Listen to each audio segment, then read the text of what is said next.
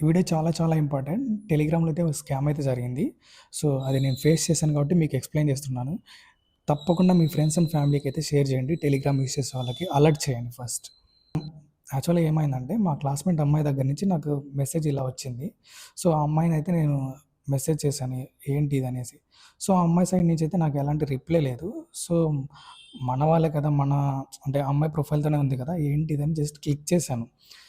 Click చేయగానే country కూడా అలాగే ఫోన్ నంబర్ అడిగిందనమాట. సో, అక్కడ నాకు డౌటయితే వచ్చేసింది. డౌట్ రాగానే ఒకసారి ఆ అమ్మాయి నంబరా కాదా అని చెక్ చేద్దామని నంబరయితే చెక్ చేశాను. నంబరయితే వేరేది ఉంది నంబరు. సో, ఇంక నేను ఆ అమ్మాయికైతే నేను కాల్ చేసి అడిగాననమాట. అయితే నేను చేయలేదు. ఏమైందిరా అని అడిగింది. అడిగితే నేను ఇలా నాకు మెసేజ్ వచ్చిందని అమ్మాయికి ఫోటో అయితే సెండ్ చేశాను.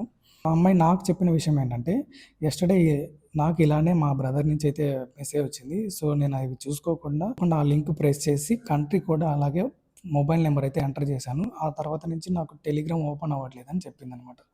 సో, మనం ఇక్కడ మోస్ట్‌లీ బుక్ అయ్యేది ఎక్కడంటే, మన ఫ్రెండ్సే కదా! మన ఫ్యామిలీ మెంబర్సే కదా! లేకుంటే మన వాళ్ళే కదా! మన రిలేటివ్సే కదా! అని చెప్పేసి మనం లింక్ అయితే క్లిక్ చేసామంటే ఇలా అయితే అయిపోతుందనమాట. సో, నేను వెంటనే మా కాలేజ్ గ్రూప్‌లో అయితే నేను మెసేజ్ చేశాను.